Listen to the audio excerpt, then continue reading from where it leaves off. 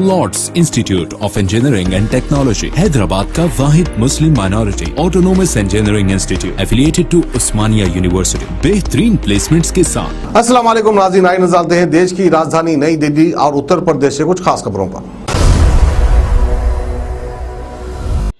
Delhi metro phase 4 के तहत मौजपूर मजलिस park के बीच 12.55 किलोमीटर के दायरे में मेट्रो कॉरिडोर का निर्माण तेजी से चल रहा है।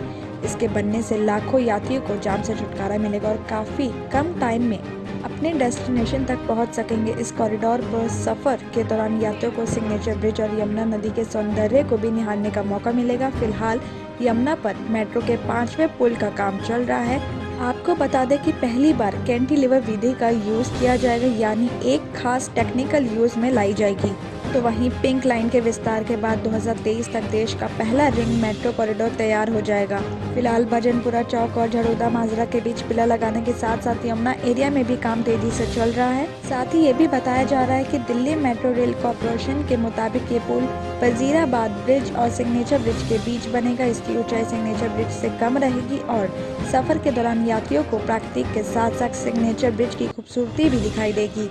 इसके तैयार होने पर यह दिल्ली मेट्रो का सबसे खूबसूरत कॉरिडोर बन जाएगा। साथ ही ये भी बताया जा रहा है कि मेट्रो के इस कॉरिडोर के सभी एलिवेटेड स्टेशन होंगे। 8 मेट्रो स्टेशन भी चुन लिए गए हैं और ज्यादा से ज्यादा दिल्ली वासियों को मेट्रो का फायदा मिल सके, इसलिए निर्माण की रफ्तार में तेजी आ गई है। इस कॉरिडोर पर मेट्रो सेवाएं शुरू होने से रोजाना 2 से 3 लाख यात्री अपनी गाड़ियां छोड़कर मेट्रो को अपनाएंगे।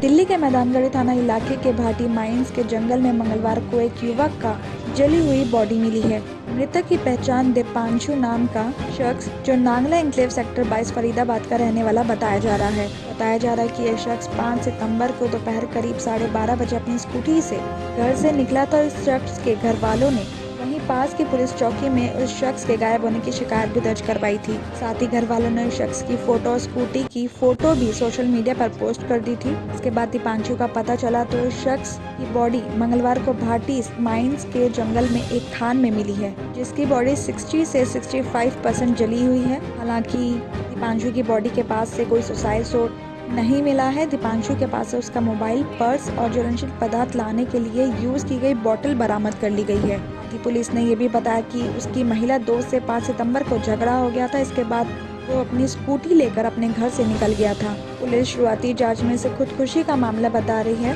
पोस्टमार्टम के बाद ही पता लगेगा कि शख्स की मौत कैसे हुई है। दिल्ली पुलिस ने दूसरे लॉकडाउन से लेकर अब तक 56 करोड़ 15 लाख 30 हजार रुपए के चालान किए हैं। हालांकि लोग अभी भी कोविड गाइडलाइंस का पालन नहीं कर रहे हैं। मास्क नहीं पहनने पर भी सोमवार को 1000 से ज्यादा लोगों के चालान किए गए हैं। इस मामले में दिल्ली पुलिस अधिकारियों का कहना है कि कोविड गाइडलाइंस को पालन नहीं करने वालों के खिलाफ सख्ती जारी रहेगी। बताया जा रहा है कि दिल्ली पुलिस प्रवक्ता कार्यालय के अनुसार अप्रैल से लेकर सितंबर तक कुल 2,80,000 से ज्यादा चालान किए गए हैं। यानी इस हिसाब से दिल्ली पुलिस के इस ड्यूरेशन में 56 करोड़ 15 लाख 30 हजार से ज्यादा चालान किए जा चुके हैं। इन सभी में मास्क वायलेशन के, फिजिकल डिस्टेंस नहीं करने पर, एक जगह पर इकट्ठे होने पर, पब्लिक प्लेस पर थूकने पर, शराब, पान, गुटखा और तंबाकू, इन सभी के चालान किए गए हैं।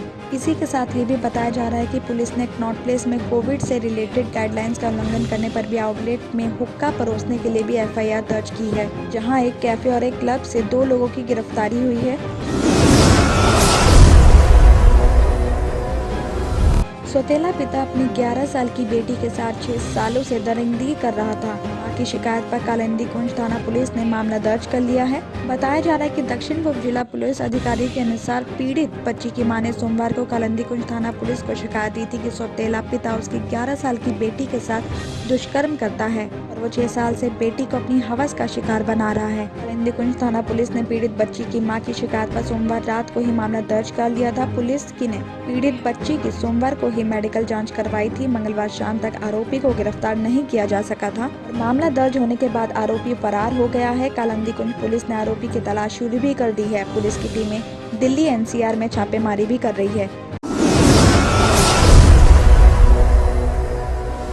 A1 टाउनशिप की एक और नई पेशकश। जहांगीर पीर दरगाह से 2 किलोमीटर पहले मल्टीनेशनल कंपनीज के करीब, जो कि बिल्कुल आबादी से लगा हुआ, बेंगलोर हाईवे से सिर्फ 5.5 किलोमीटर, बीटी रोड से लगा हुआ, तमाम डेवलपमेंट के साथ 5,50,000 में 100 गज का प्लॉट। A1 टाउनशिप में आपका ये छोटा सा इन्वेस्टमेंट आपका और आपके बच्चों का मुस्तकबिल बदल सकता है। आज ही तशरीफ लाएं और A1 टाउनशिप के इस प्रोजेक्ट से फायदा उठाएं। Office at pillar number 235, opposite fisheries department, Rajendra Nagar, Hyderabad.